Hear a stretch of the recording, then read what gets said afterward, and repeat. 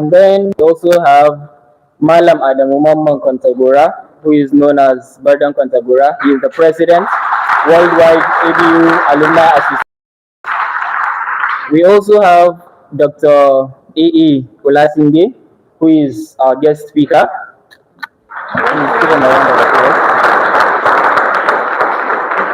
We also have Dr. Umar Dahiru, who is the head of Department Local Government and Development Studies. We have Professor Idris Jamo, who is the Dean, Faculty of Administration. And then we have Professor A.M. Madaki, who is the Director, Institute of Administration.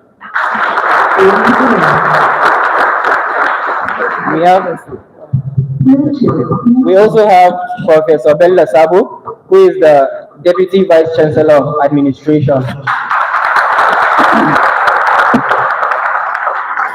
And then we have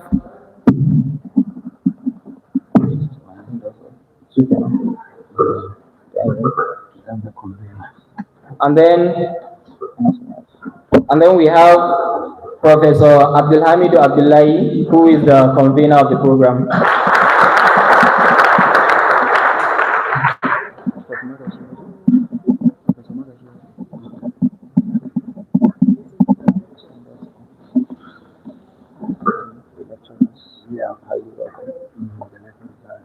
And then the lecturers of the departments are also highly welcome. So first on our agenda, we are going to be getting a welcome address from Professor Madaki. Can we give him a round of applause as he meets his way to the podium? Thank you. Can we give?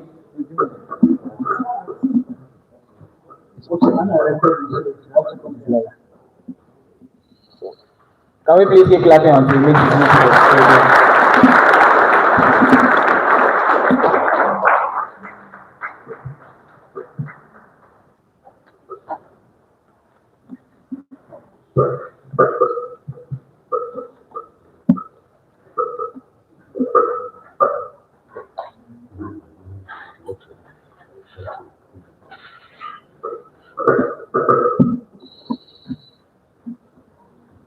The Vice Chancellor of Ahmadu Bello University Zaria, Professor Adamu Ahmad, the Deputy Vice Chancellor, Administration, Professor Bello Sabo, the President of our great Alumni Association, the Burden Kontagora,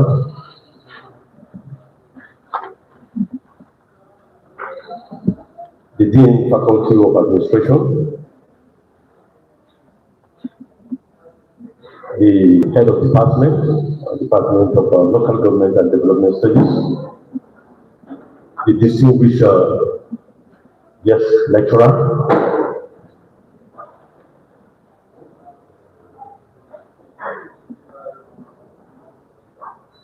other heads of departments, and lecturers here present, my dear students, good morning.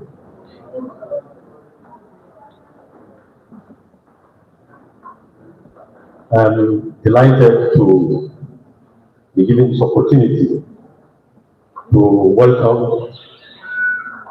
the Vice Chancellor and other invited guests to this important occasion. This is a lecture organized by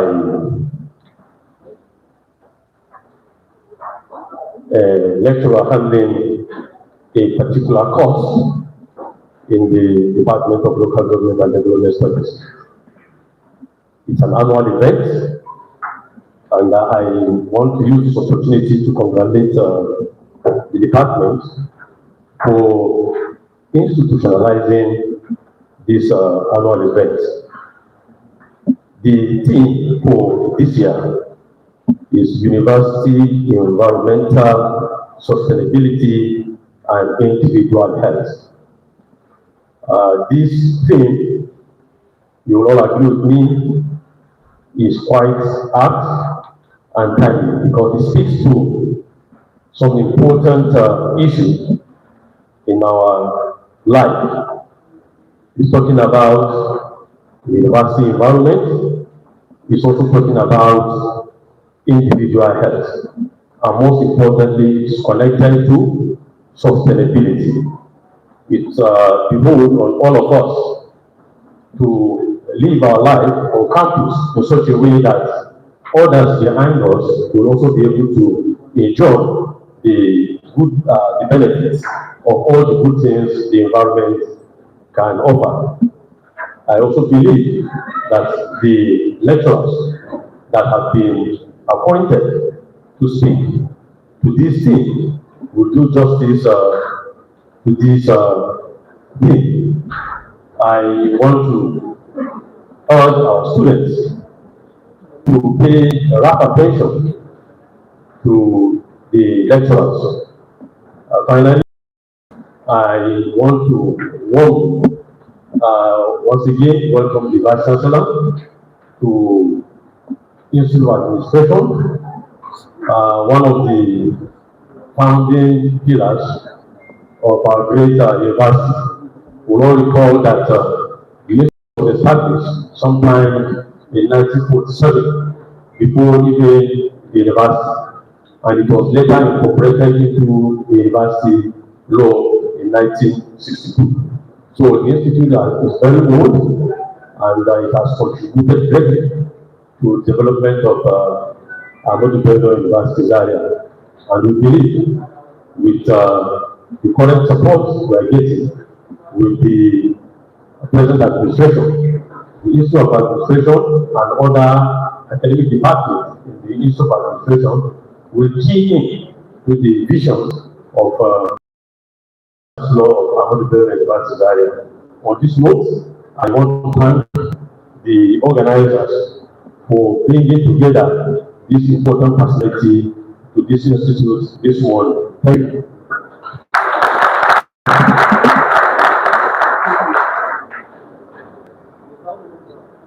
Thank you to all of our class once again.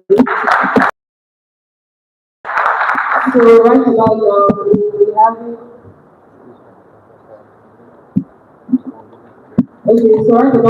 have a speech by our convener, Professor Abdulhamid.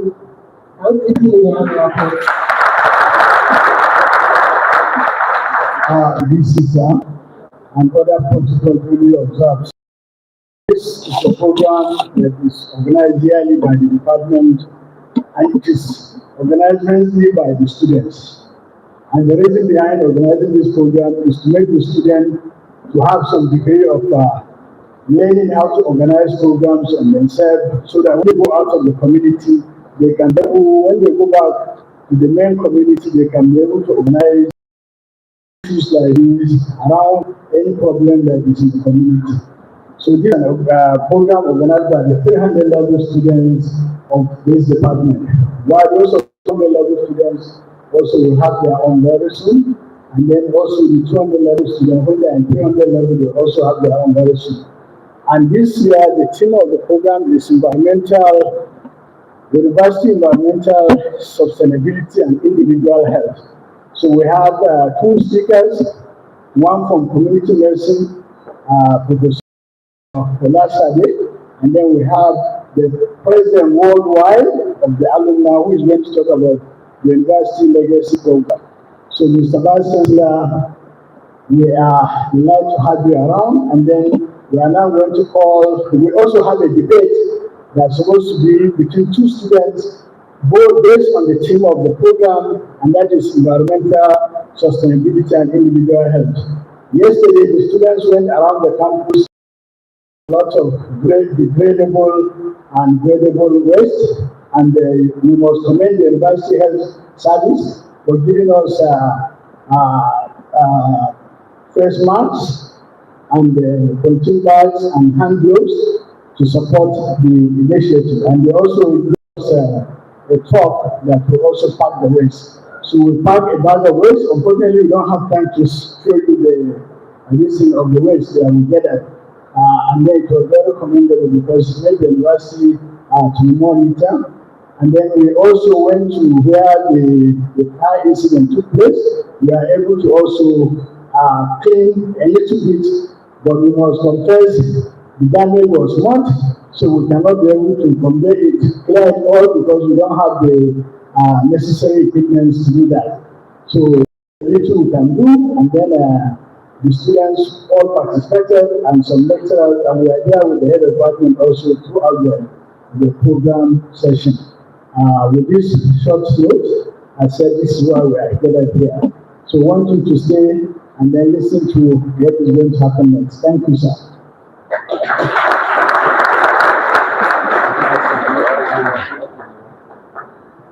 Thank you very much. That was a wonderful speech by the convener, Professor Ahmadu. So, that's what he wants to do.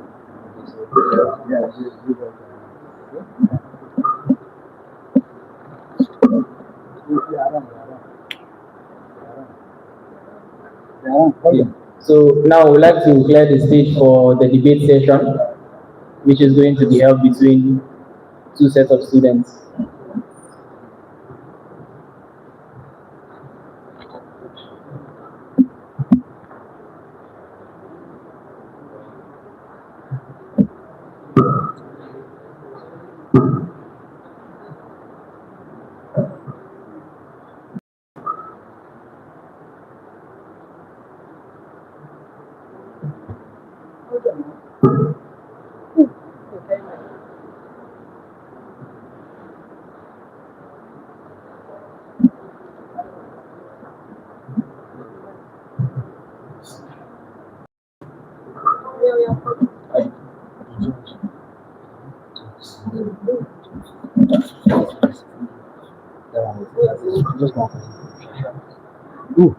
The judge maybe okay. Come, introduce them. What is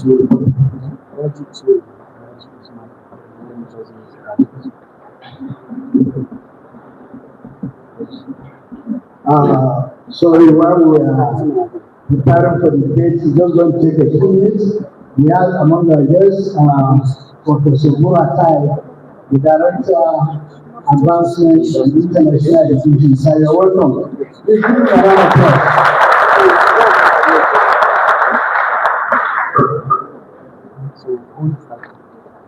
All right.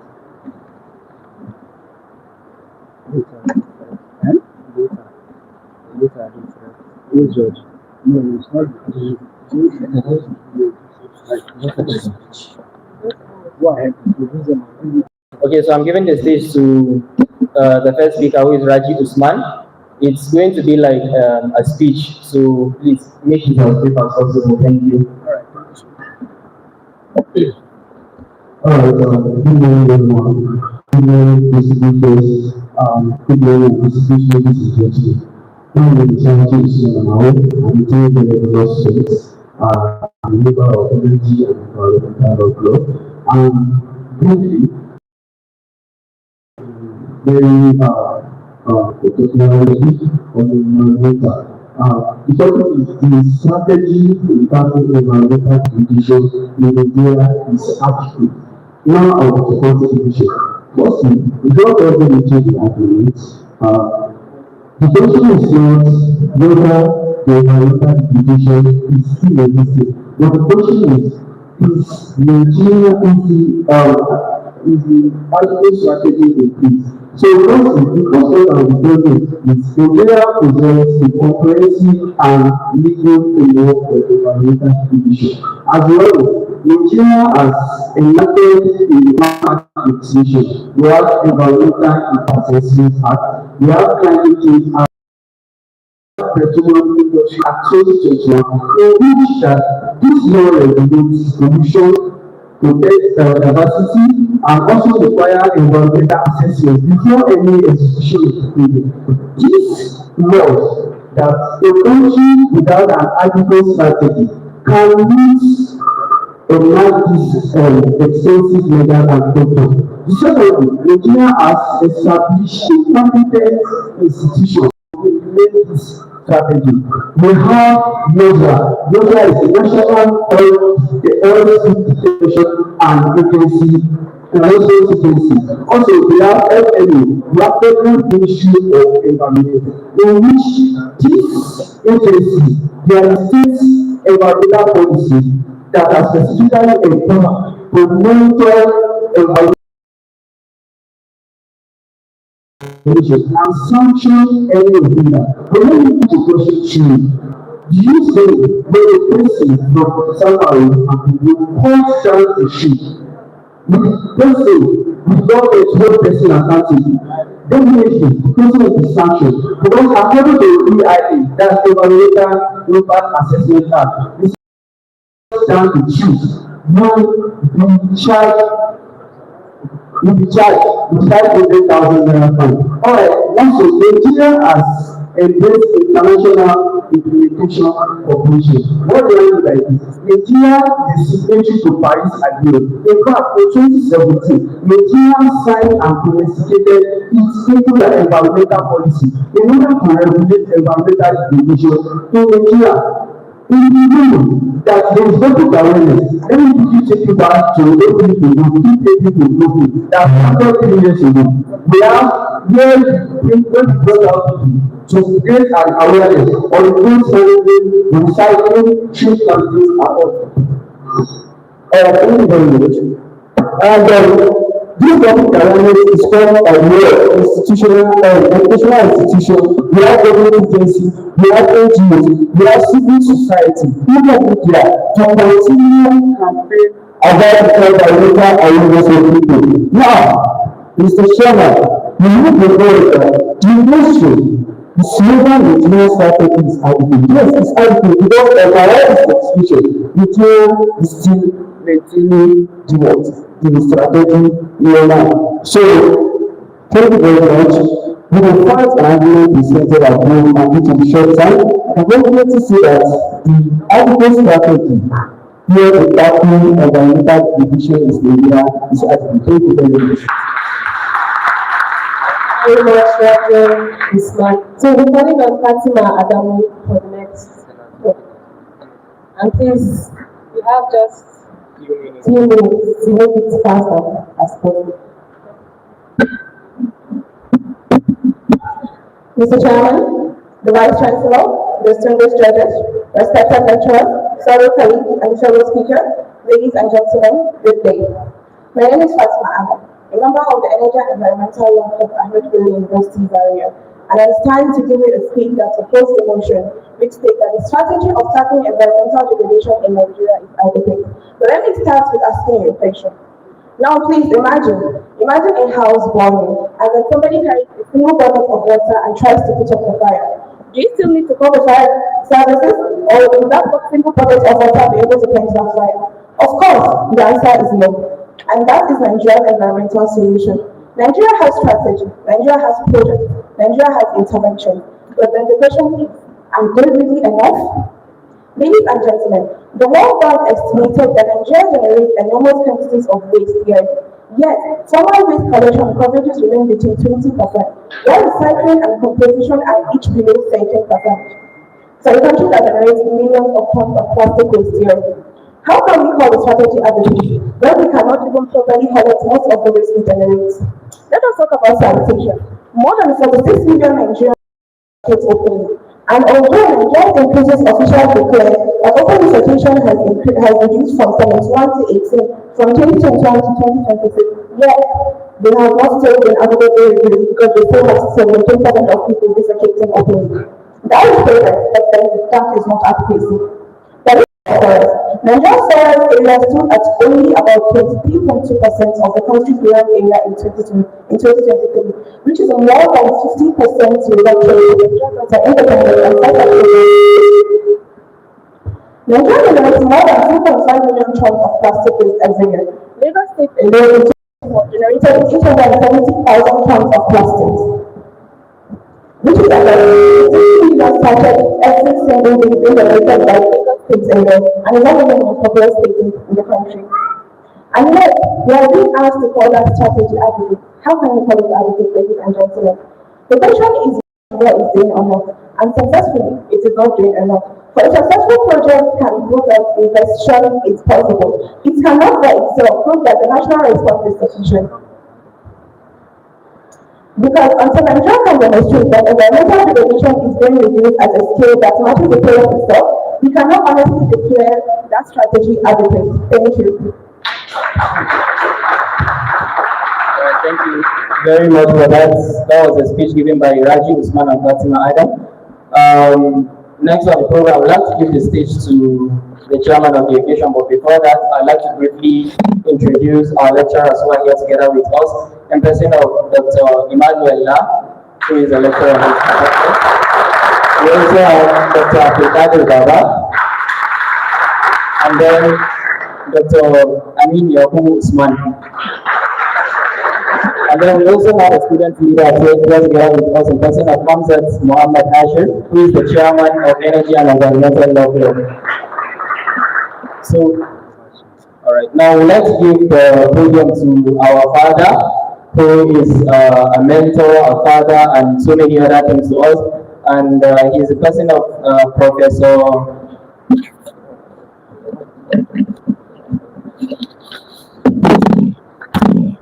In person of Professor Ahmadu Ahmad, who is the Vice Chancellor of Ahmadu Bello University Zaria. Please give him a round of applause.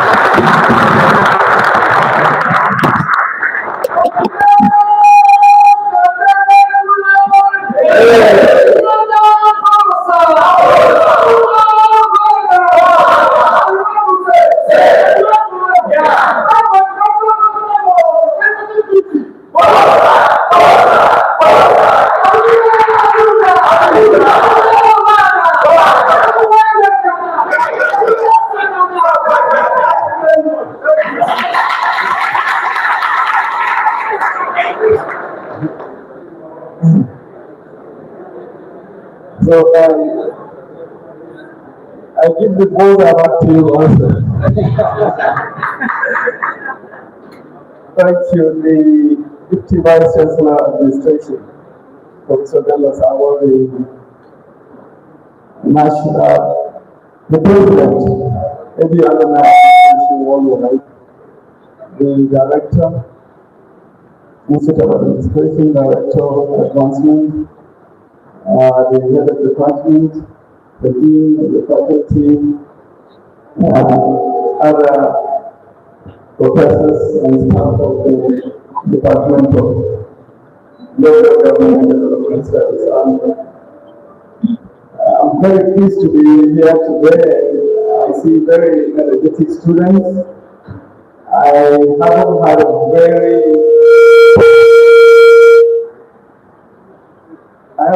very strong border on the main campus like this one.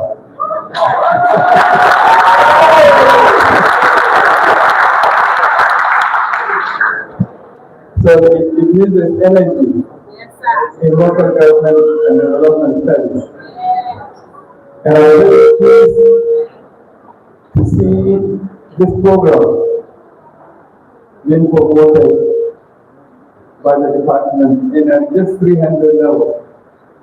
The students are beginning to engage directly with something that matters to every one of us: environmental sustainability and health. So it's amazing that midway into graduation you're already committed to something that is novel. So congratulations. And I must extend that congratulations also to the lecturer who handles this course. This is something important and a process that trains you into the responsible citizens. Yesterday you had the opportunity of cleaning the environment, which is excellent. And I hope these are things that will continue across the campus but also something that main campus can also learn and implement. Let me remind us all that ABU, we celebrated as most green campus in Nigeria. And that's why every year we run this. Yeah, you can.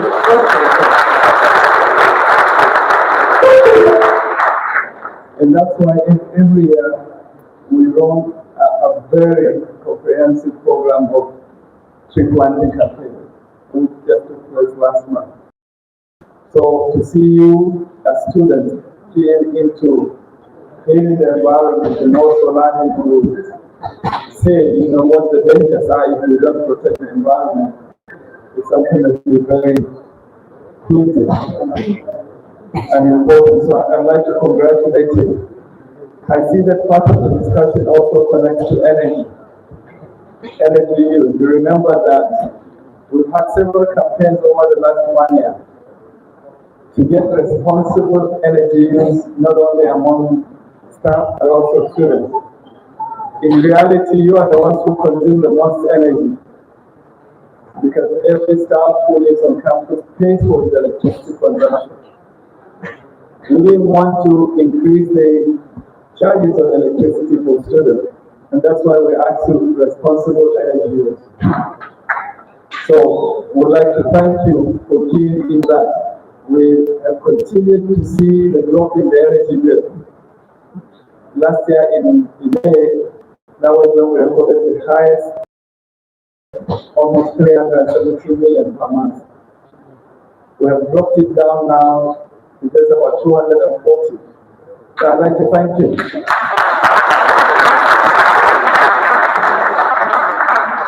Let us see you continue to manage and use this energy wisely. The director of the institute has complained a lot about the epileptic power supply in Congo. And I took special attention to it. I visited careful, and that's when some improvement, was made. We continue to push them to do the needful.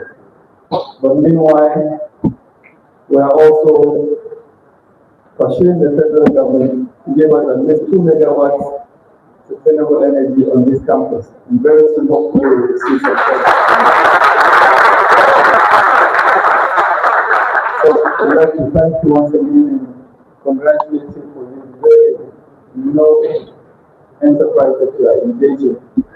And we hope that when we come around next year for a graduation, we will see many more projects that will have been implemented. Finally, this university used to have what is called the legacy project for graduating students. I want to prepare mine. 5 years ago, we launched the program. Every graduating student should be able to plant 1 orange tree. Just contribute 500 naira then, and you plant 1 orange tree. What it does is you are offsetting your carbon footprint that you have taken in over 4 years of study. As you enter a vehicle from your village or your town, you come in here at least 4 times in a year. 4 times 4 years, 16 times. Okay? The carbon footprint, you offset it by just donating 1 orange tree. But beyond that orange tree, you can imagine your number here, and I know that you have a large number of students in Dr. Damascus. Between 100 level to 400 level is probably about 2,000.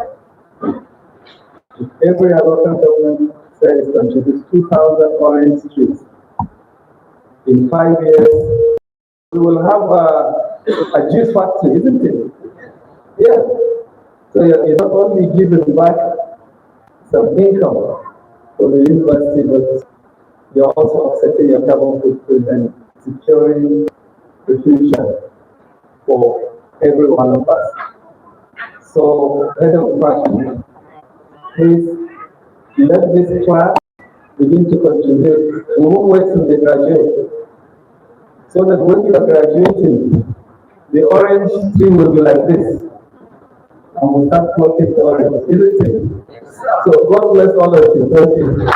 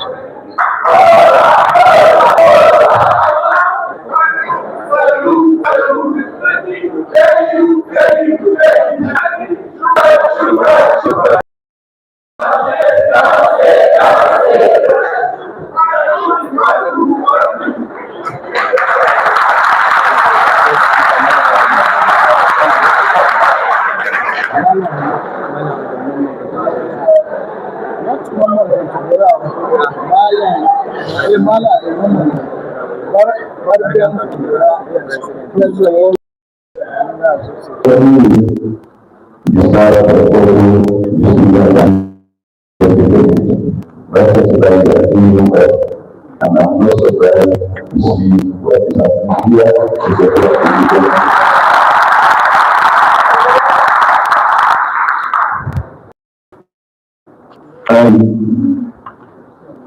Health accreditation,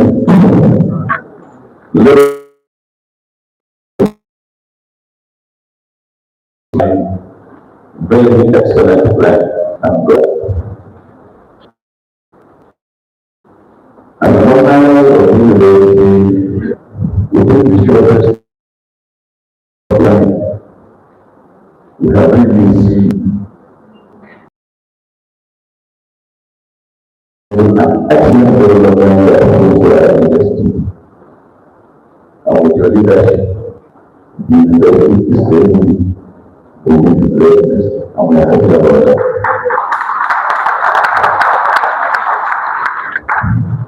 The director advancement and international education, my brother Professor Ahmadu Bello, the Dean of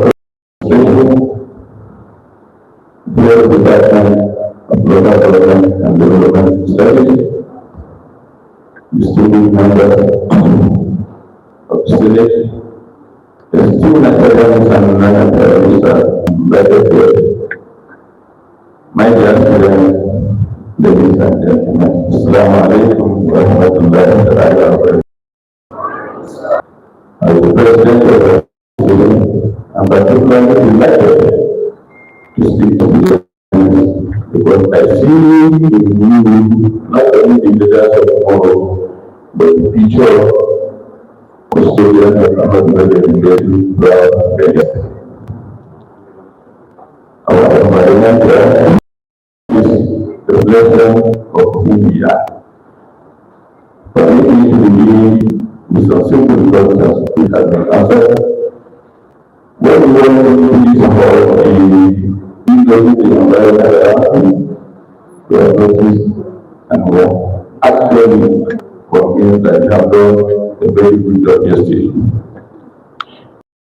Do you observe whether the surroundings were clean? Do you notice whether those have been properly grown? Do you appreciate the trees and open spaces and facilities that make learning possible? Or do you simply walk by without even learning is a wonder? This question that they build something in order. The environment you experience today, every day, is likely the result of our collective action with our collective negligence. Too often, we expect others to keep our surroundings clean while forgetting that every community is built by people who accept personnel. A clean university is not created by being as a role. It is created by responsible students, committed staff, support management, and engaged alumni. Everyone of us has a role to play. Environmental sustainability begins because where the environmental sustainability of international conferences, change, or global environmental policies. Those issues are important there. Sustainability is not the right role. It begins with the simple decision to move the world being instead of going leaders on the ground. Clean keeping our hostel and classroom clean. Protecting trees instead of destroying them. It begins with conserving water and electricity. It begins with respecting the university's property. This may appear small action, but together they create as institutions culture. Truth is simple. The university we desire tomorrow depends on the habits we practice today. Healthy environment promotes healthy living by their students. There is a closer relationship between environment and our health. Clean surroundings reduce spread of disease, proper sanitation, community for infection, green spaces improve our physical and mental well-being. As well mentioned, campus creates an atmosphere that encourages learning, creativity, and productivity. Canvas, poor environment practice, this expose us to avoidable health risk and diminish the quality of campus life. Protecting our environment, therefore, is not an environmental responsibility, but it is also a health responsibility. When we care for our surroundings, we care for ourselves. Your relationship with ABU does not end at graduation. Permit me to share a perspective that many students rarely consider. Most people think the alumni association is for graduate. I respectfully, the journey of becoming a proud alumnus begins with the university. From that moment, you become part of the lifetime family. The degree you will receive is not simply a certificate. It is a symbol of your membership in a community of graduates who have served Nigeria and the world with distinction in education, medicine, engineering, law, business, agriculture, public service, science, and many other professions. One day, you too will join the distinguished community. The question is not whether you will become an alumnus because you are this.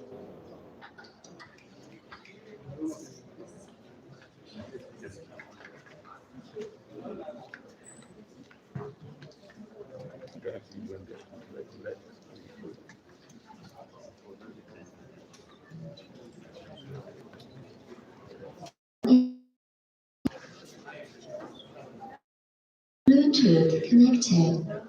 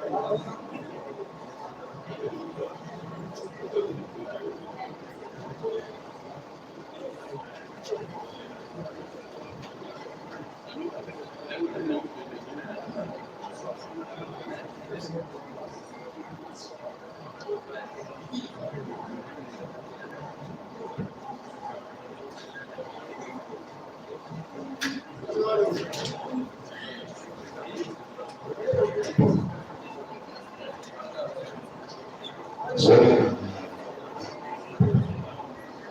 Sorry. Hello, sorry.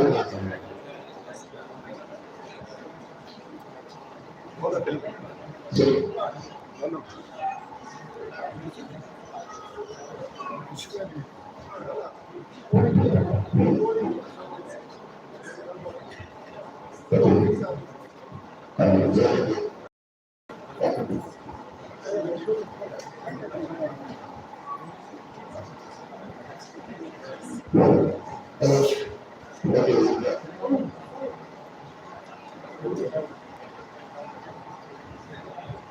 Going in.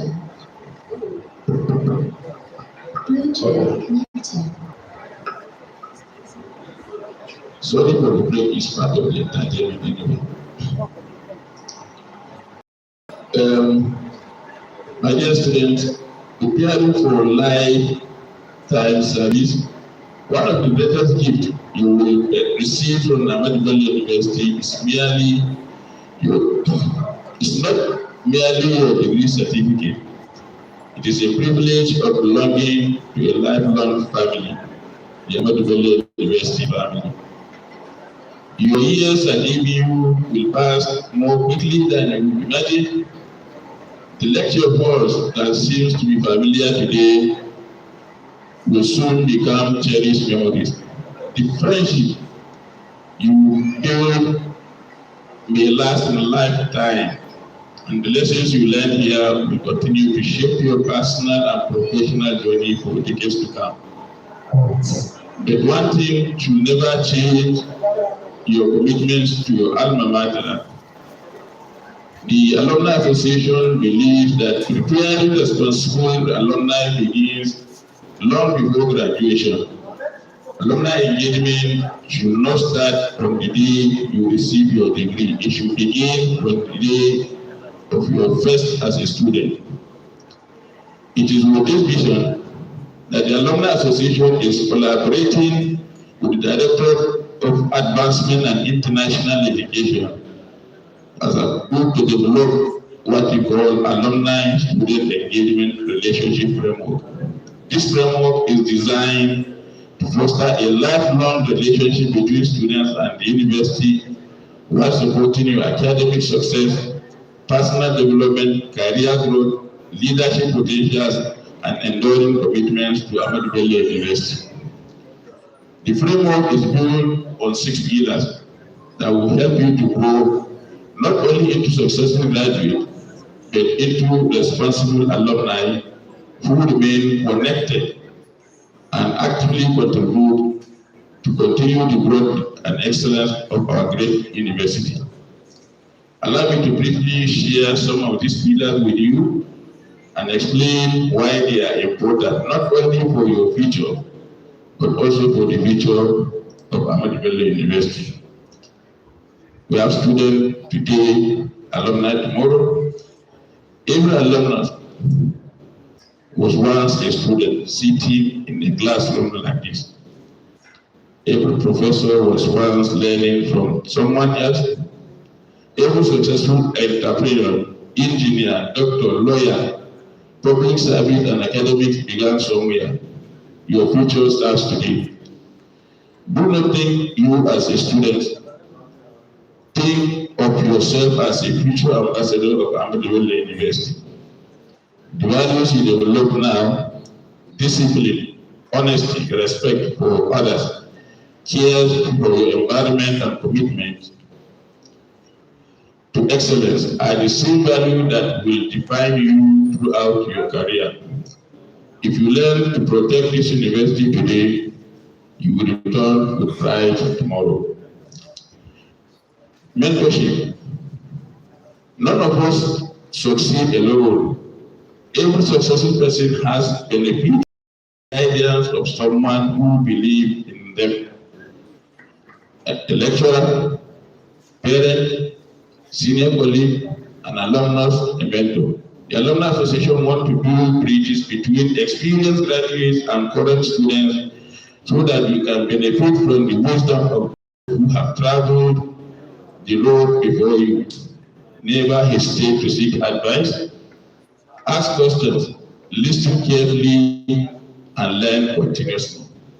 A mentor may not remove every obstacle from your path, but a good mentor will help you avoid any unnecessary mistakes. Career development. The world you will enter after graduation is changing rapidly. Technology is transforming every profession. New careers are emerging. Employers looking beyond academic certificate, they are looking for graduates who can think critically, solve problems, communicate effectively, and adapt change. That is why your education should not end with passing examination. Take advantage of internship, career seminars, volunteer for leadership roles, participate in professional associations, develop digital skills, build your network. Remember, opportunities often come to those who prepare before they are needed.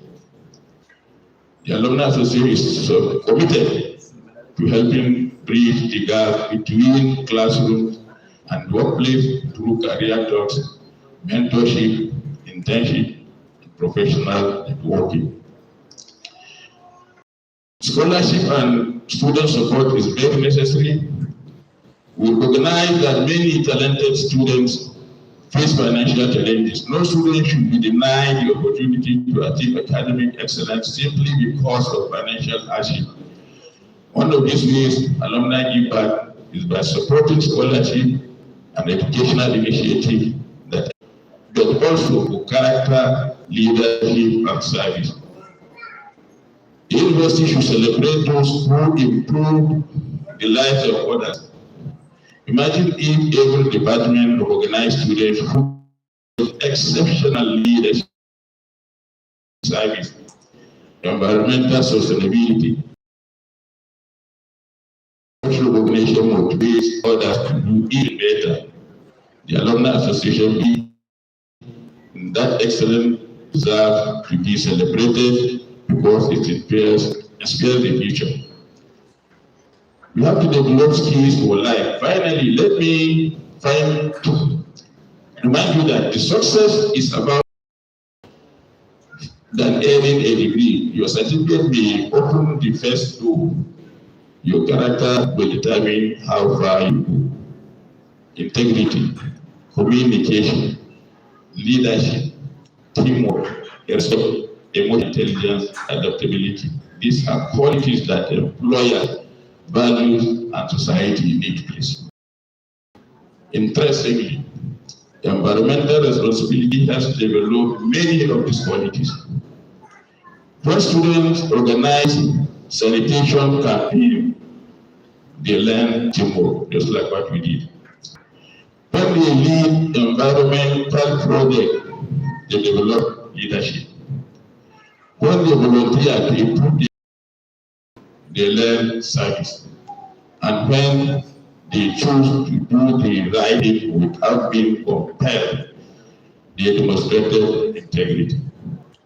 There are qualities that transform graduates into leaders. The connection between these 6 pillars to today's team My dear student, you may wonder what these pillars have to do with environmental sustainability. The answer is simple. Everything a responsible student keeps the campus clean, certainly. A responsible graduate protects the environment wherever he or she works. A responsible alumni members return to invest in the university that nurtures him or her. Environmental sustainability is therefore not only about protecting our surroundings, it is about responsible citizens. It is about developing leaders who understand that every action has consequences. If each of us accept responsibility for our environment and our health and our university, then together we will build an institution that future generation will be proud to inherit. That is the vision of Alumni Association. The future of Ahmadu Bello University is in your hands and our hands, my dear students. As I begin to conclude, permit me to speak to you as the president of Ahmadu Bello University Alumni Association, but as someone who once sat where you are sitting today. Like you, I attend lectures, prepare for examinations, made lifelong friends, and dream of a brighter future. Looking back, I have come to realize the true value of a university only by degree we earn. It is measured by the values we develop, the lives we touch, and the legacy we leave behind. That is the challenge before every one of us. One day you will leave Ahmadu Bello University. Years from now, you will report the members. When that day comes, what kind of university will you like to return to see? Would you like to return to a cleaner campus, a greener campus, a healthier campus, a more innovative campus, a university that continues to produce graduates who compete confidently anywhere in the world? If your answer is yes, then remember this: the future of ABU to see tomorrow depends on what you choose to do today. The generation that makes the difference. Every generation is remembered for something. Some generations build institutions, some preserve them, and others transform them. I believe your generation has the opportunity to make Ahmadu Bello University an even better place than you found it. You can become the generation that embraces environmental responsibility, the generation that values integrity over shortcuts, the generation that promotes innovation instead of excuses, the generation that chooses services over selfishness. Never think that your contribution is too small. A single tree planted, just like what we discussed here, today can provide shade for generations. A single act of kindness can change a life. A single idea can transform an institution. And one responsible student can inspire hundreds of others. Positive change always begins with one person. My comment: before I leave this podium, I would like every student to make these three simple commitments. Not to me, not to the Alumni Association, but to yourself and ABU. The first commitment, I will keep my classroom clean, university, and I will continue to contribute to ABU greener and healthier place.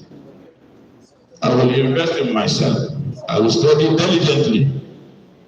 I will seek mentorship, develop many skills, and build my character. I will prepare myself to become a responsible professional and citizen. You have to give back to the university. This is most important. Even as a student, I will contribute positively. As an alumnus, I will remain connected to ABU. I will mentor others. You must support future generations. You must help preserve the legacy of this institution. If each of us honor these three commitments, there is no limit to what Ahmadu Bello University can achieve. To my fellow alumni, our responsibility does not end with nostalgia, it begins with service. Our alma mater has given us knowledge, opportunity, lifelong friendship. Now it is our turn to give it back. Let us mentor students, let us create internship, let us support scholarship, and let us invest in ourselves. Building the avenue of our dreams, distinguished ladies and gentlemen, a great university is not built by beautiful buildings alone. It is built by responsible people, by lecturers who inspire, by students who learn with discipline, by leaders who serve with integrity, by alumni who give back generously, and by communities that believe education is the foundation of national development. Environmental sustainability is therefore much more than keeping our surroundings clean. It is about protecting the future. It is about safeguarding our health. It is about voting our resources, about creating the university, by learning thrive in a clean, safe environment. In conclusion, as I conclude, let me leave you with this thought. Every student who enters Ahmadu Bello University writes a chapter in its history. The question is not whether your name can be your chapter say. Will it say that you simply earn a degree and left? Or will it say that you help make ABU stronger? I encourage you the second part. Choose excellence, integrity, service, responsibility, development, program alumni who returns not only with memories but with solutions. Let us work together to build Ahmadu Bello University that every graduate will always be proud to call home. Allow me to end this with the praise. Today's responsible students becomes tomorrow's distinguished alumni members. Today's clean campus becomes tomorrow's enduring legacy. And today's act of responsibility becomes tomorrow's great achievement. May Allah subhanahu wa ta'ala bless Ahmadu Bello University. May Allah subhanahu wa ta'ala in his wisdom with our character. May he also bless our lecturers and staff with strength and fulfillment. May he continue to guide the Alumni Association as work and students in advance our alma mater. May he also bless the Federal Republic of Nigeria. Long live Department of Local Government Studies, long live Faculty of Administration, long live my Director of Advancement and International Education, long live Alumni Association, long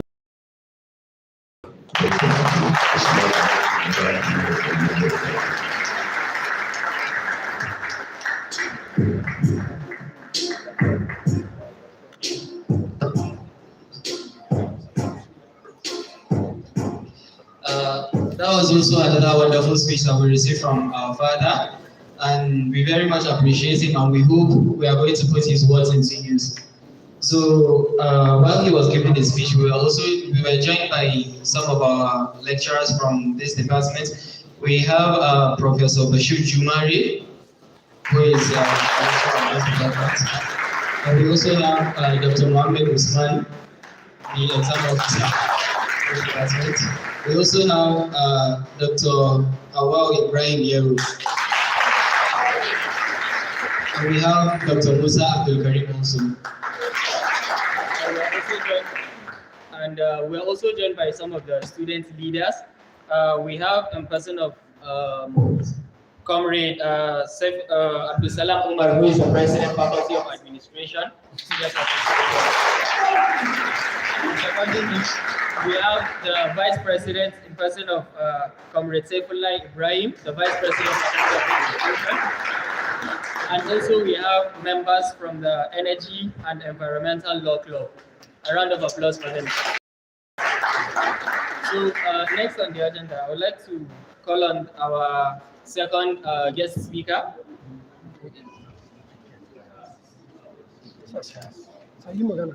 We'd like to call on our father, the Vice Chancellor, Professor Adamu Ahmad, to present certificates to our two debaters. A round of applause for him as he makes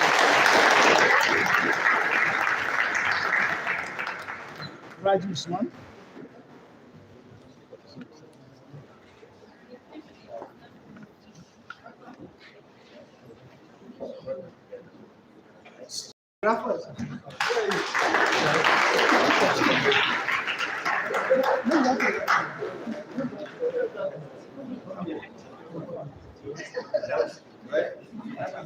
Okay.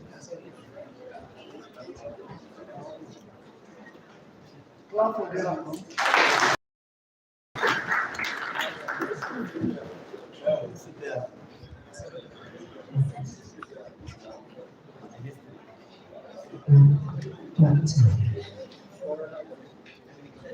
Fatima.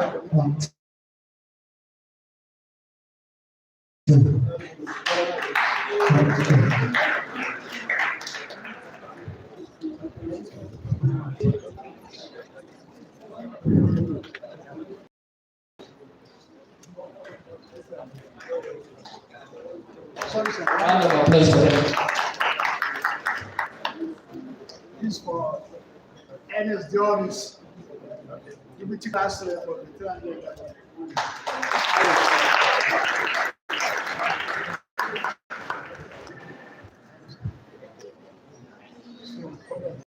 Thank you very much. So now we'd like to call on our second guest speaker, in person of Dr. A.A. Oladipo, to give us a round of applause for him as he makes his way to forward.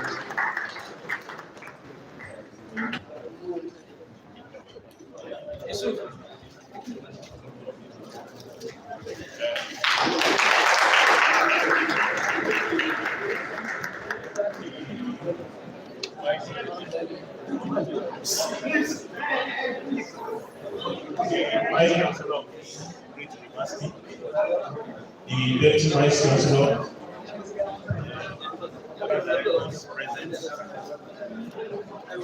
directors present, professors, lecturers.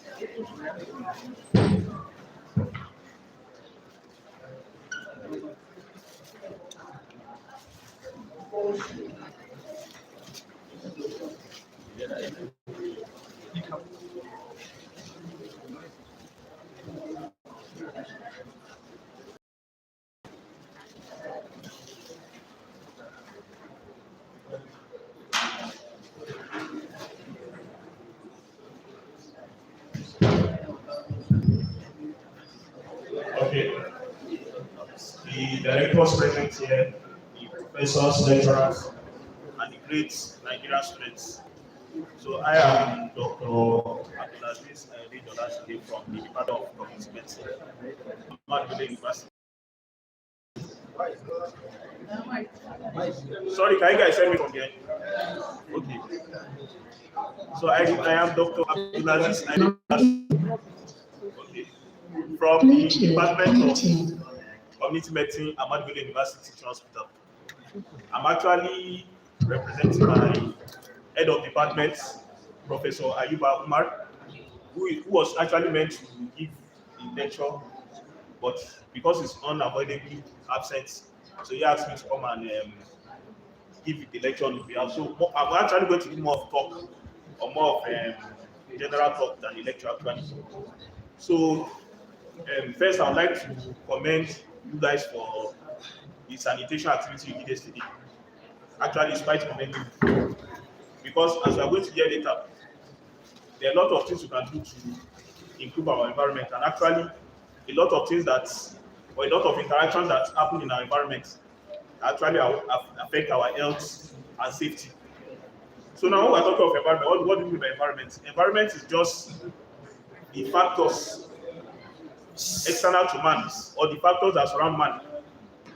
In other words, where we live, where we work, where we eat, where we interact with others, constitute what we call environment. And this environment can be divided into different parts. We have physical environment, we have the social environment, we have biological environment. When we're talking about physical environment, just the physical parts of the environment. In other words, things we can, or the non-living parts of the environment that we can see, we can touch, or things that have to do with generation or transmission of energies, constitutes the physical environment. Then, when we're talking of social environment, we're just talking about the interaction with other members of the society. Our culture, our tradition, our groups constitutes our social environment. Then when we talk of biological environment, we're just talking about the living things, the plants, the animals, the viruses, the fungi within the environment. And all this actually affects the health of man. And when we're talking of health, I'm sure you all know, because I'm sure we all did the environmental health, right? In 100 level, because of the importance. Because when we're talking of health, we're not just talking about the absence of disease or infirmity, but the state of complete physical, mental, and social well-being. And the health of humans are actually affected by certain environmental factors. And this will now bring me to what we call environmental hazards. So I hope you guys can see me. Okay. So when I talk of environmental hazards are just factors within this environment. That is factors within the human environment that can affect the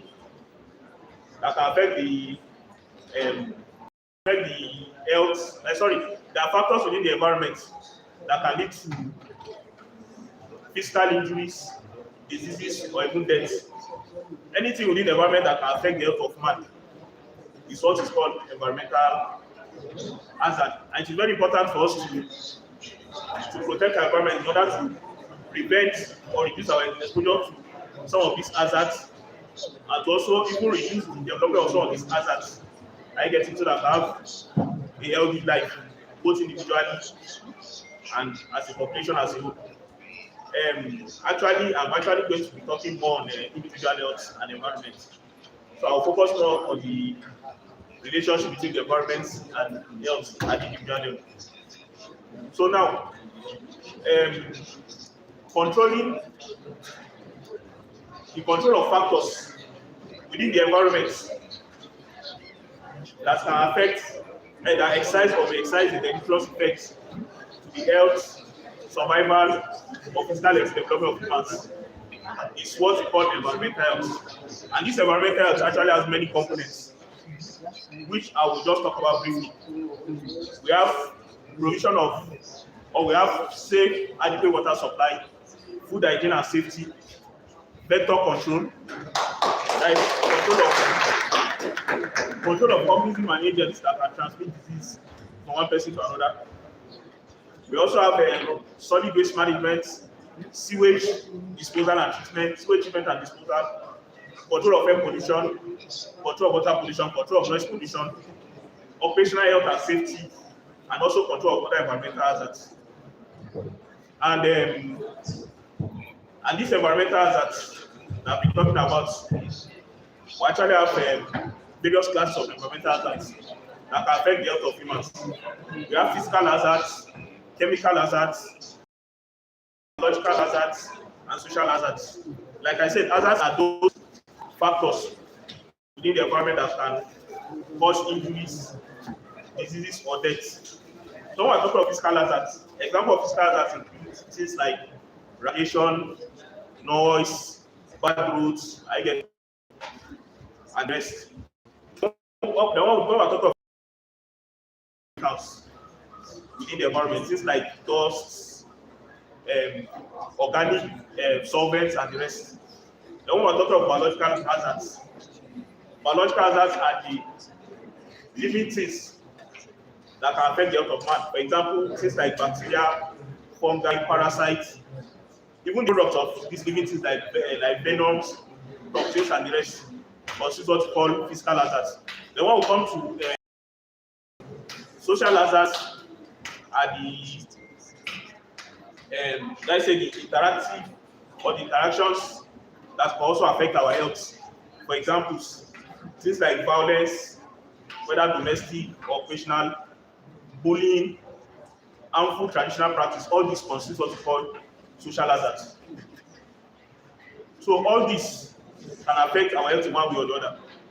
And I'm going to talk about, or let me go to how this can actually affect our health.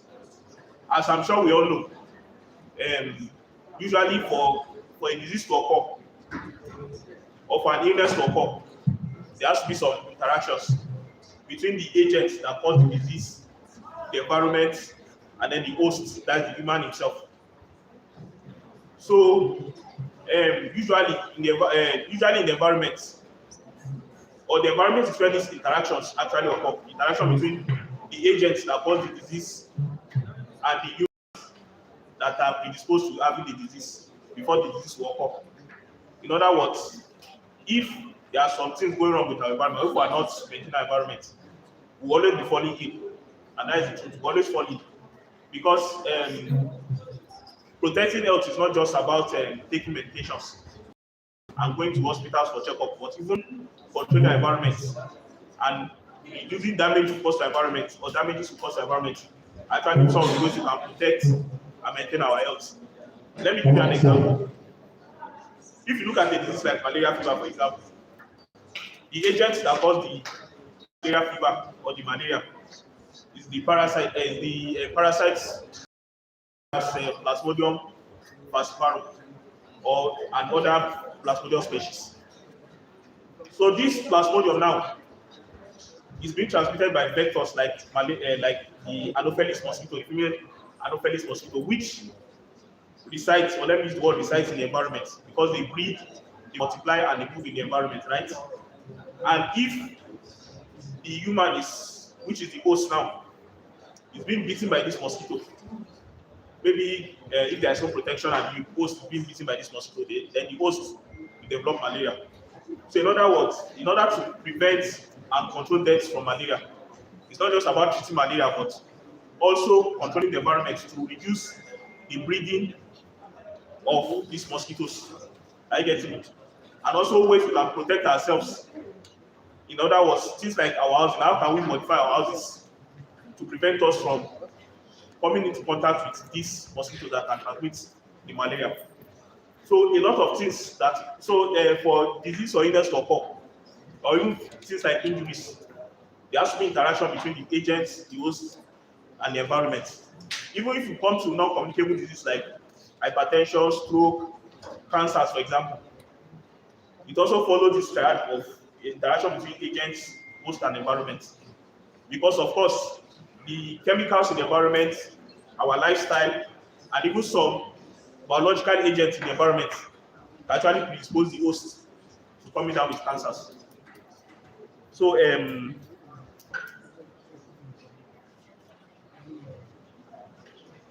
okay, so now, what is the relationship between what are some of the relationship between health and environment, or what's the relationship between individual health and environment? Actually, our environment can affect the health of humans via where the humans live, what they eat, travel, even the environment where they socialize can actually affect the health of humans. For example, our houses, our shelter and even can affect our health. I get it, and even the safety of or even the workplace conditions also affect our health. And when I'm talking of workplace, I'm also including the learning environment. All this can affect our health. And then also, where we travel or while we are traveling, if the environment is not conducive enough, it can also affect our health, like leading to injuries. I get it. The type of food we eat, if the food has been exposed to toxins within the environment, or the food is not prepared adequately, it also affect our health too. And then how we socialize too. In other words, our interaction with the social environment can also affect our mental and social health. So all these are some of the ways in which the environment can affect our health. So usually our health outcomes is usually affected by agents within the environment which we're exposed to within the environment, and all these exposure interactions that can cause or that can affect the health of humans usually occurs within the environment. So I give an example of malaria. But if you look at things like pollution, exposure to some of these pollutants usually also occur within the environment. And if the environment is not protected, a lot of these pollutants will be produced, whether natural or artificial. Are you getting me? And they will accumulate at such a level that it can also affect the health and well-being of man. So how does environment affect individual health?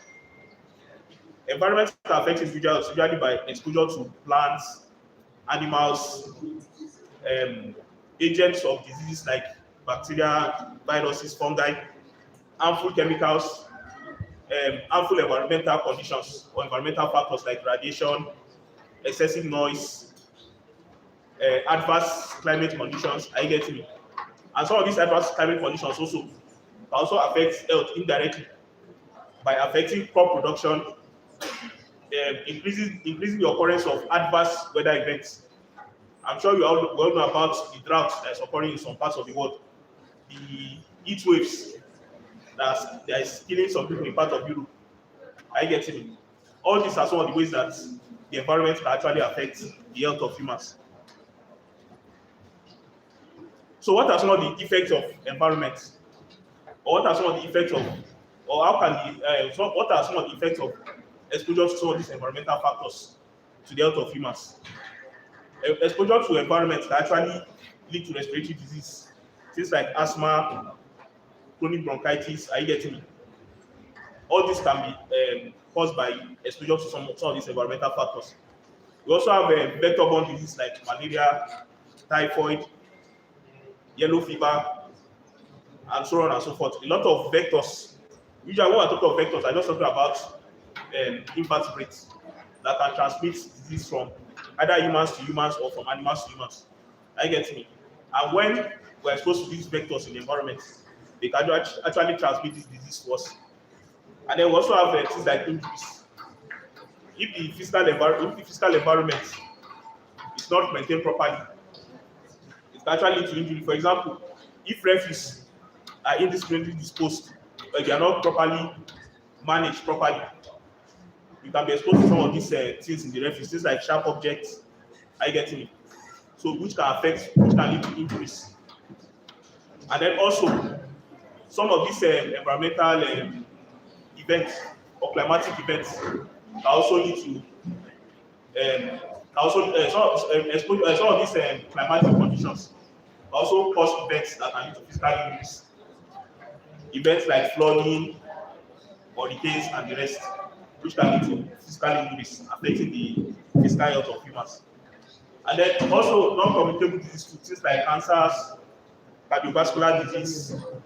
Actually, studies have shown that the risk of this disease actually increases with deteriorating environment and release of harmful substances into the environment. Things like chemicals, exhaust of vehicles, and the rest.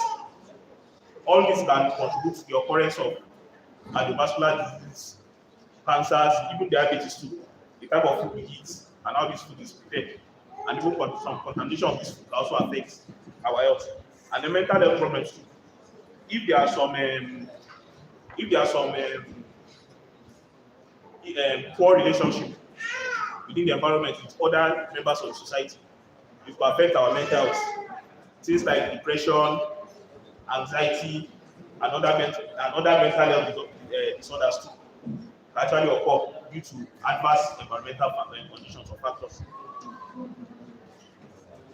Okay, so as an individual, like I said, our health can be affected by the environment in which we live, our housing, the water we take, our sanitation, exposure to some of these, or access to some of these vectors to our housing, and then where we work, our occupation, exposure to different chemicals, or our interaction with other workers, our fellow students within the social environment.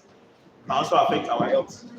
And then our travel to the safety, the condition of the road safety, and even the air pollution or the pollution that are being produced by the vehicles in which we travel or other vehicles on the road that we're exposed to can also affect the health of individuals. And then, like I said, even the food we eat, which are grown or which grow in the environment. Remember, I talked about the biological environment, right? So the food we eat, which are actually gotten from the environment, and which can also be exposed to other environmental factors if they are not prepared adequately or if they are not properly stored, can actually affect our health. And then even the environment we need to socialize, our interaction with other community members, with our fellow students, can also affect not just the mental and social health, but even the physical health of individuals. So these are some of the ways that, or these are some of the relationships between the environment and individuals. So now, what are some of the interventions you can do to break the environment disease cycles? What are some of the things we can do to prevent or to reduce our exposure or to prevent the effects of exposure to some of these adverse environmental conditions, these environmental hazards that can affect the disease of humans? First, we can try to eliminate the hazards. Though this is not easy to do, but for hazards that we can eliminate, we can start by eliminating the hazards. Things like removing source of population, unsafe practices that actually help to eliminate some of these hazards. The another thing we can do to break this environment disease cycle is by controlling hazards. So we can control the hazards within the environment to prevent us from developing disease due to exposure to some of these environmental factors. Things like vector control, water treatment, sewage treatment, solid waste management are some of the ways you can control some of these hazards. And the other thing is by reducing exposure. Actually reduce our exposure to some of these hazards by using things like personal protective equipment or doing personal protection, improving our ventilation, and the rest. And every personal hygiene too are some of the ways we can reduce our exposure to some of these hazards. And then we can also do what we call environmental improvement. We actually improve our environment to ensure that the environment is conducive for us to live, ensure that these adverse or these hazards will not develop or will not affect us too much. So things like tree planting, proper urban planning, environmental sanitation, which we are some of the ways that we can actually improve our environment so as to reduce the effects or to reduce the exposure we have to some of these hazards. So, okay, so my time is up, so I'm just trying to conclude that in conclusion, when we talk of health, we're not just talking about the absence of disease or infirmity, but the state of complete physical, mental, and social well-being. And the health of individuals can be affected by various factors within the environment. And in order to promote and maintain our health, we need to control some of these factors and we need to improve our environment so that we can be healthy and sustainable life. Thank you very much.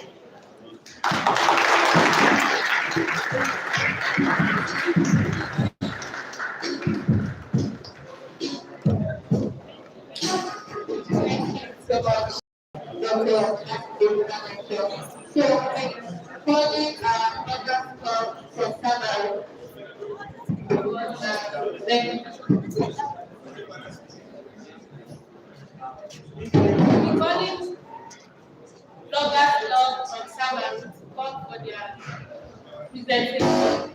Few minutes, please. Bloggers love. The bloggers love.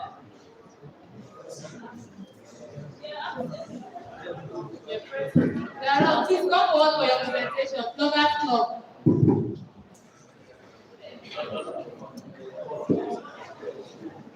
Are you guys correct?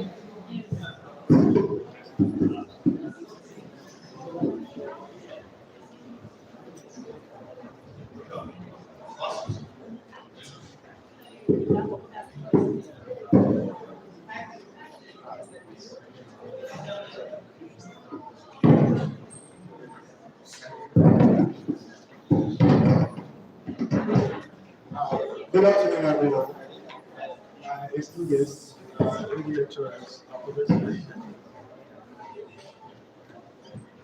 Good afternoon, everyone. It's an honor to be here in front of everyone. I am Ahmadu Bello, a student of Ahmadu Bello University Zaria for Resource Engineering at the level.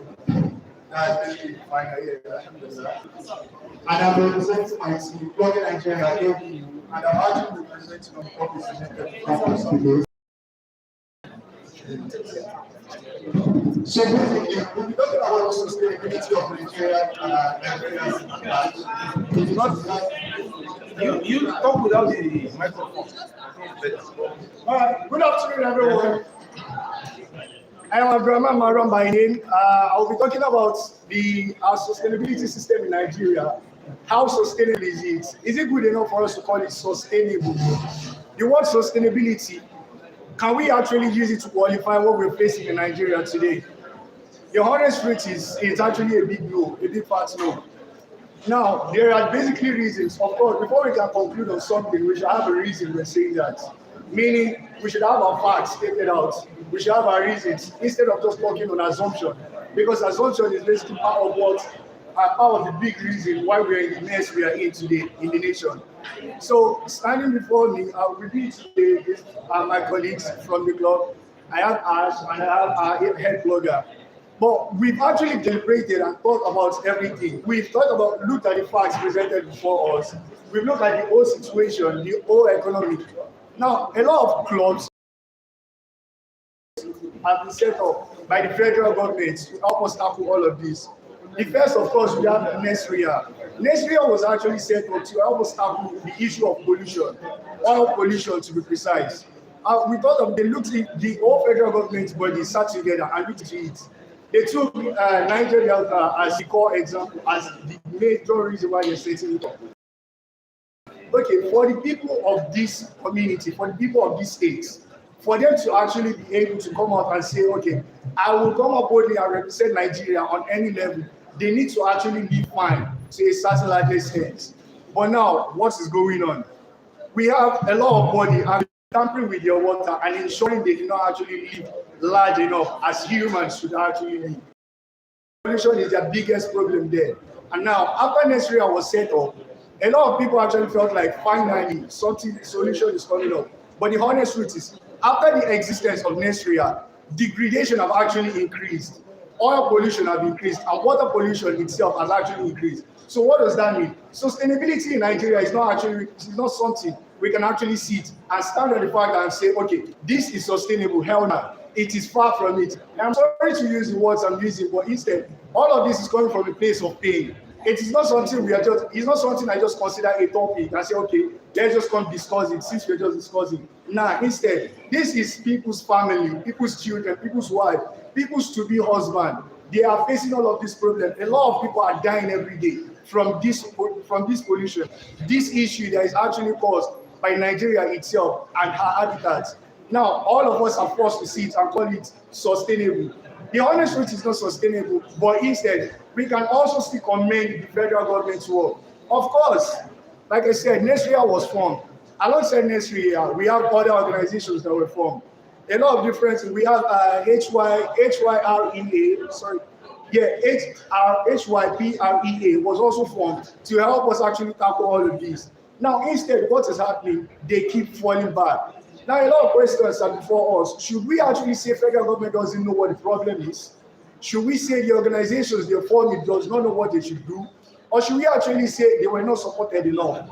Now, the honest truth is, what I can proudly say is they were not supported enough because we look into the funding these people are actually getting. Nesria was getting a funding that can actually tackle just 3 states in the nation. That is if we are not to even include the FCT, in which we can't. So we have 86 states and the FCT. The honest truth is, you cannot tackle a billion naira project, billion naira problem with just ₦1 million.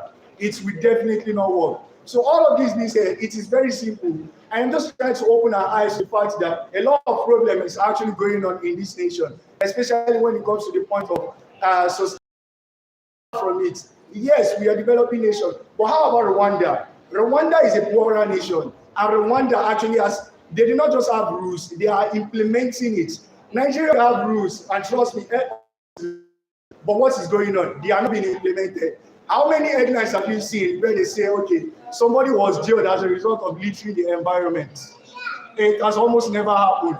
But in Rwanda today, you can never do something like that. And trust me, Rwanda is even poorer than Nigeria. Yes, they have a smaller population. They are poorer, but they are doing what we are not doing. They are implementing. Of course, we will say this is the federal government rule, but let's also ask ourselves this honest question. How many of us have drank pure water today and ensure we actually throw that leather into the trash can? The honest truth is probably 130% of the population that is here. What does that mean? It means even if the federal government is not doing her work, we are also not doing what we are supposed to do. So this just brings me to the point where I'm actually bringing it to our knowledge. Yes, Nigeria's sustainability is not actually sustainable enough because the federal government are not doing their job. And basically, Nigeria citizens are also not playing our role. Who are the citizens? You and I. So for us to actually have a sustainable nation, we need to play our part. We need to do what is expected of us. And we need to ensure we are responsible enough to be held accountable for for whatever it is we've actually caused. Thank you very much. This brings me to the point where I say we still have a sustainable nation. Thank you.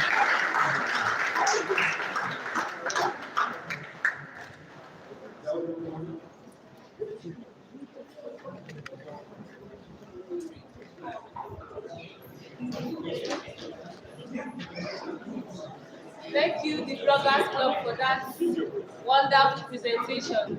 I don't know if we have questions for our lecturer that spoke. Please write them down.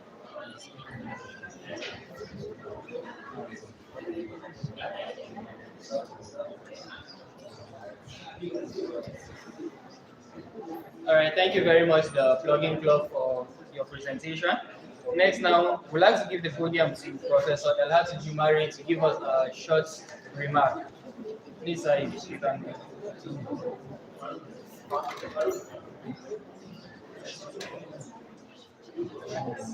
Okay, sorry, Professor Bashir Jumari, to come and give us a short remark. Please give him a round of applause.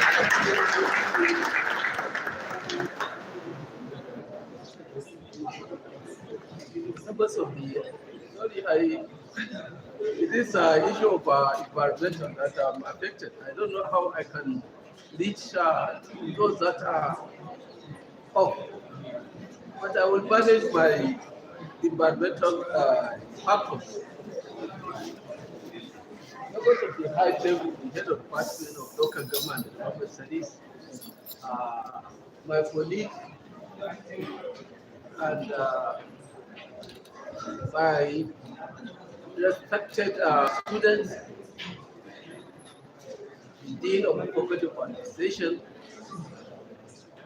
Thank you for giving me the opportunity to make remarks on maybe fundamental issues of this topical topic, very current, environmental sustainability. I thank the organizers, the coordinators, and the union bodies from different departments and disciplines, as well as also from the Faculty of Sciences, as well as also Management Sciences, for the wonderful discussion about this very important topic. My only contribution to my respectable students is just to say that if you talk about environmental sustainability, definitely you are more concerned with one of the challenging developmental issues. And in our department, we have even gone too far. We have gone too far to have a policy and developmental studies, which centered also some of the major areas that we discuss. We have a course related to that, is this issue of environmental sustainability. definitely it takes many dimensions, and so many theoretical issues have been always discussed on this subject matter. Environment is very critical. There is no simple activities. There is no simple policy or programs that will not touch issue of the environment. Environment is where we live. Environment is where we obtain our livelihood. Environment is, in fact, our life. Nature of activities that will have to be carried out will have to be environmental. Whether you talk about the student generally life, to take for the environment, because there's academic environment also that force a lot of issues for the environment. There are other areas. In fact, I've been always addressing that issue from the perspective of social and even to some extent security impediment affecting life and sustainability. I can recall, I don't want to take longer than necessary. I can recall at PhD level, two of our last 2 years PhD students have conducted research, have seriously conducted research on these environmental factors. And one also addressed the issue of environmental sustainability, taking study one Nigeria as a whole, and then the second one within a particular region, this northern region. And in fact, I went through some of these their major research work, and I found that this should be published, not only just merely dissertation or thesis, but that will have to be published in our whether journals we call it, or whether on the manuscript or book. So I'm developing, I'm contacting these two very students of our PhD for the purpose of integrating them into a book titled Social and Security Impediment in the Northern Nigeria. And we have gone far. So what are some of these fundamental issues that some of them address? They look at the factors affecting our environment. Representative of the head of department of this faculty of sciences, as well as also to medical college, had given us the picture generally, and that emanates from our use of this environment, of our major what you call activities taken within the environment. So I think that we have to look at that very critical issue that you have mentioned. Then the second aspect of it, how do we sustain our environment? If you talk about the northern Nigeria, the major key occupation centered around agriculture related that. And we have seen over time the dominance of agriculture in terms of contribution to GDP. But have we sustained the environment under which we practice our agriculture? And we have been always now clamoring for industrialization,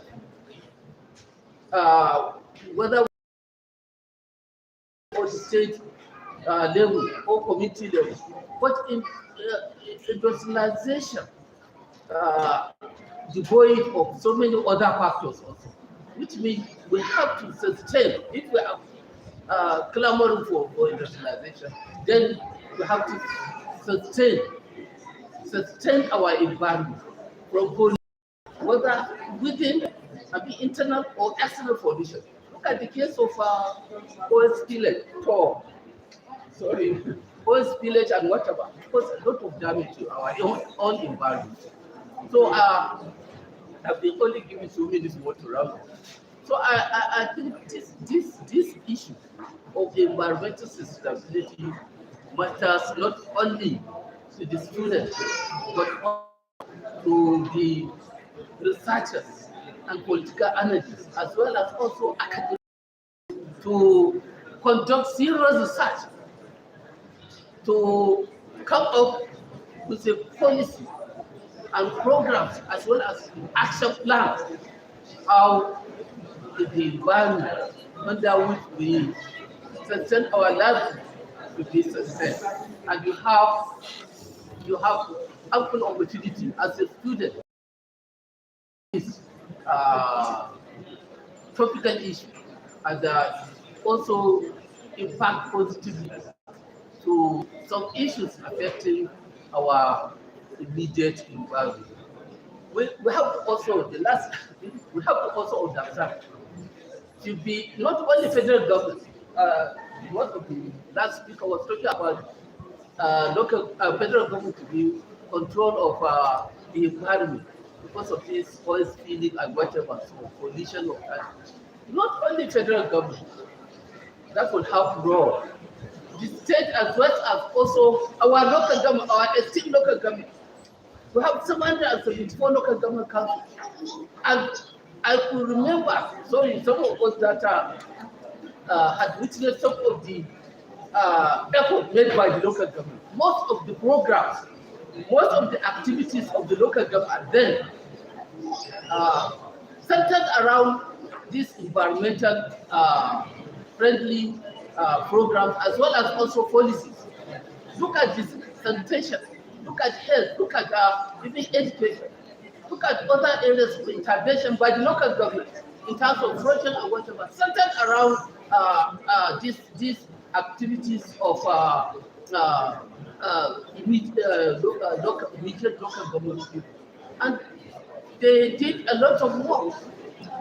We always had very friendly environment, peaceful environment. No this issue of water pollution, no issue of this fever always affecting because they contributed a lot. 2/3 of the resources at that time, I'm going to have the reforms of 1976. 2/3 of the resources that went to local government were used for the environmental issues affecting the members of the community. And that's why some of us survive up to now. We are moving to 70 years.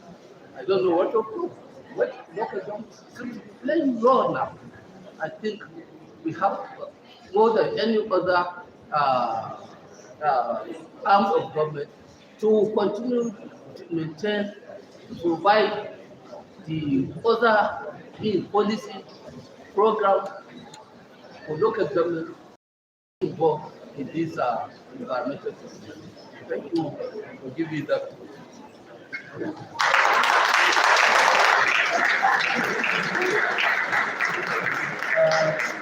Thank you very much, Professor Bashir, for your speech. We know refreshments are going around, so the excitement is expected to be high, but please, let's do well to keep down the noise. Please, so we can quickly round up. Let's keep down the noise. Next, I would like to give the podium to our lecturer, Dr. Emmanuel La, to also give us his goodwill message.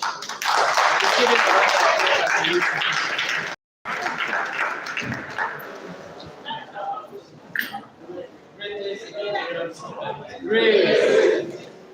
Greatness Nigerian students. Grace. Well, I want to say a very good afternoon to all seated here.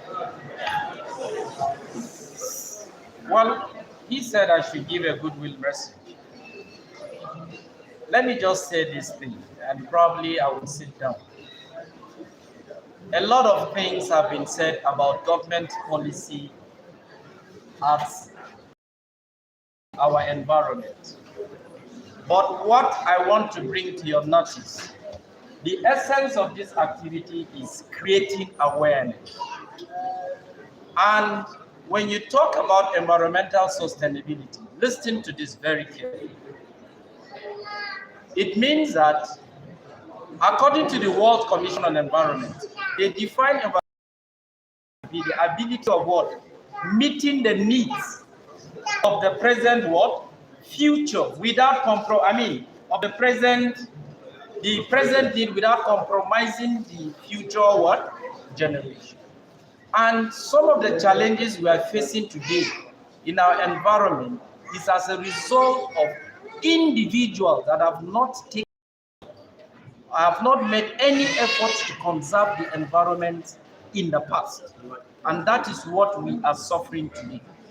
Now, I want to tell you this. As individuals, we have a role to play in order to sustain the environment. I will give you examples like environmentalists like Wangari Maathai, that woman from Kenya. At least was the founder of the Green Belt movement. Go and read her story, how she started. And at individual level, they started planting trees. You heard what he said. What effort are we doing at individual levels? Not waiting for government to do so many things for us. Awareness. Let us, develop the habit, the attitude, to making our little contribution to seeing how we can change some of our actions towards the environment. Because our activities, especially human activities, whether within the campus, like the mining section, whatsoever we are doing, these are the things that are destroying our environment today. Because when the ozone layer is affected by some of this, what you see, there are this sudden change in climatic conditions, which are having some negative effect on us. I want to indulge and encourage all of us to ensure that we give our own individual best in contributing to seeing that we also sustain the environment. Thank you so much. Thank you very much for that. And now we also like to call on Dr. Abdulkadir Baba. I'm ready to introduce him. Thank you. All right, thank you. Okay. Now, we are going to be getting a Google message, a closing remark, by the head of the department. But before I call on to him, I'd like to give 2 minutes of the stage to Peter Davis from the Energy and Environmental Law Club. I think they have an announcement to make. Peter Davis. All right, a round of applause for him.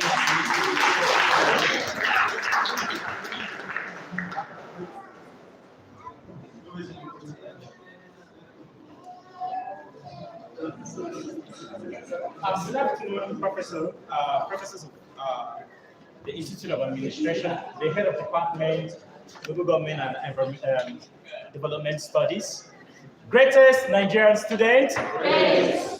Greatest ABU student, yes. I want to talk. I want to yarn.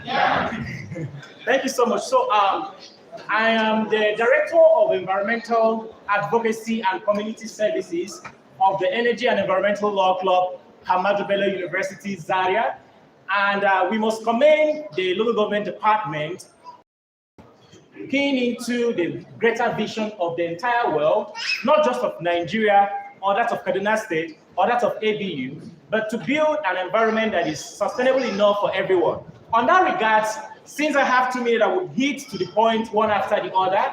Next week, from the 20th to the 20th of August, we'll be embarking on an environmental cleanup exercise where on the 20th and the 21st, we'll be doing a tree planting in Congo campus and at Geleso as well. On the 22nd, which is the main day, we're inviting every one of you to join us. We do what we did yesterday in a larger scale in Congo campus again. This will be the 4th year we are doing this program, and we'll also take it down to Geleso community as well. So we need a lot of hands on board. So please, a link will be sent to your student leaders. Please register so that we can have those that would volunteer to, join us in tree planting, and also those that would volunteer to join us in the environmental cleanup. So please, I beg each and every one of us to be part of this, because there will be certifications, issued out to participants And truly speaking, when you have these kind of certifications and you take it for international opportunities, it shows you key into the vision of the entire world. So God bless the entire students here. God bless the Institute of Congo. Thank you so much. Thank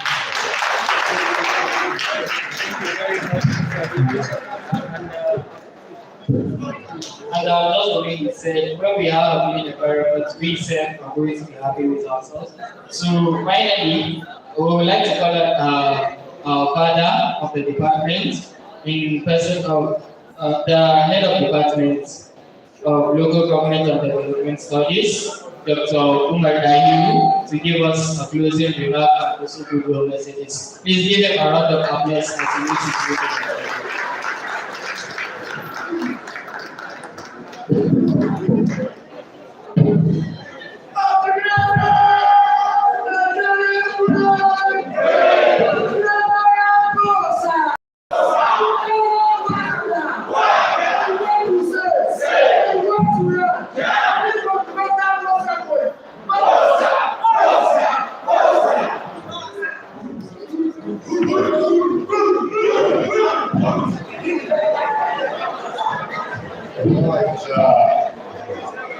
Thank you very much for this strong orders that are given. I thank you a lot for that encouragement and of course show of strength and enthusiasm from our respective lecturers here. Other members of the high table that have left, of course, they are with us now, even though they are not here. And the students here, actually, there could not be a topic that is more important than the topic discussed about this afternoon. Because the topic is talking about environment. We know that environment is the bedrock of our lives. If you do not have an environment that is clean, that actually, let me drop this.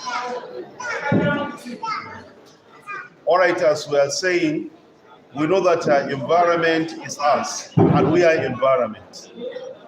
If we do not cultivate the habit of maintaining our environment, as it's been rightly said by the previous speakers, we may not have good or quality life.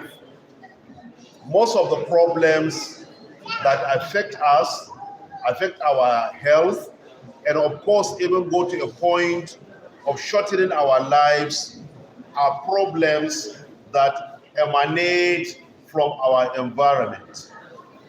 So in this case, we have no option, whether we like it or not, than to be ambassadors, to be agents of a sustainable environment. All of us come from one community or the other. We hope that with this kind of arrangements, would at the end of the day go back, even if not within the school. By the time we go back to our communities, to our localities, we should still spread this awareness further, so that at least from our own angle, we have done our very best in maintaining our environments. Without quality environments, we are nothing. We are seeing what is happening. And of course, God in this our terrain, that most of our environmental problems are not natural. They are mostly artificial. They are problems that are caused by our actions or inactions. So it's just a simple thing. By the time we cultivate a better habit, by the time we become more disciplined in our environments, and of course we are able to want to tell 10 to spread further this awareness to the nooks and crannies of our communities, I am sure will all emerge victorious and better people. So because when you have a better health, they say health is wealth, and you cannot have health when your environment is in a very precarious condition. So we want to use this opportunity as a department, use this medium as a department to thank everyone, including the management that was here, the invited guests, our lecturers that were here, and of course, the anchor or the convener of this program, as well as our dedicated and very intelligent students that are all contributed in one way or the other to make this particular program a success, of course, a reality. We have actually made the department very proud, and of course, in the whole of our Institute of Administration, we are seen right from yesterday. We have been seen and heard. This is showing or showcasing what we do in our department. We are Department of Development Studies, or if you like, Local Government and Development Studies. We are grassroots people. And of course, you cannot be a grassroots scholar, administrator, or any active person within that area if you do not know how to mobilize. That's why this very particular course is very important. So we thank everyone, and we pray that God Almighty will continue to give us the wisdom and the strength and preserve our health so that we'll continue to contribute to the development of our environment, our communities, and the nation as a whole. Once again, good afternoon and thank you very much.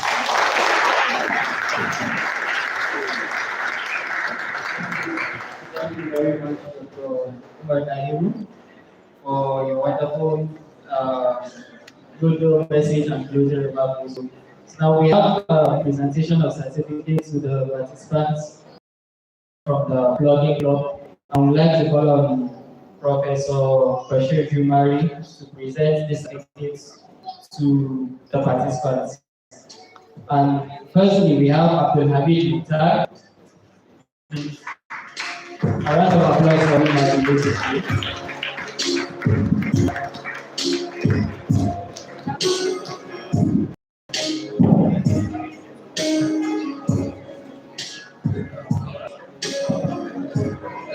A round of applause for him, please.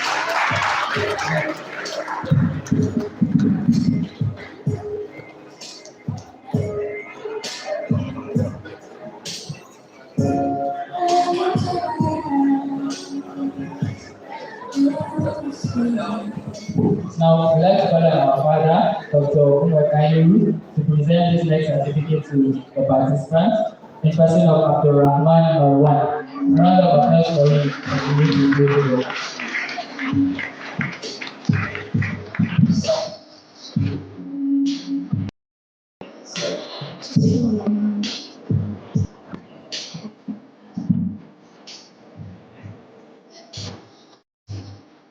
A round of applause again for him. Thank you very much. And then finally, we'd like to call on Dr. Emmanuel Da to present the last certificate to the participants in person of Abdul Hafiz Shuaib. Please, a round of applause for you.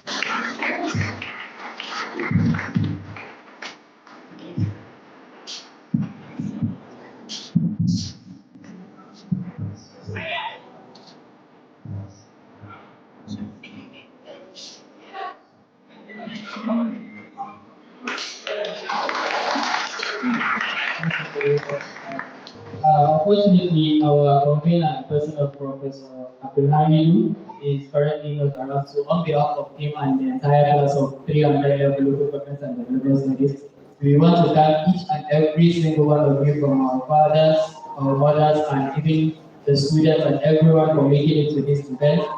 It was very wonderful. We very much appreciate your presence and we hope it has made an impact. And the impact it has made, we hope it will not only remain here, but when you step out from this theater, we hope that you are going to put it into practice. Thank you very much. And this is the final, this is the end of the program. Thank you very much.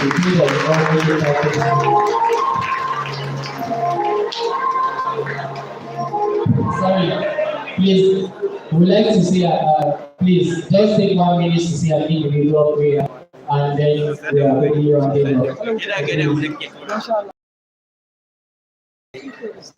Ladies, yes, Thank you very much, everyone. We hope to really meet you here safely. We all will go back to our homes very safely. Thank you very much.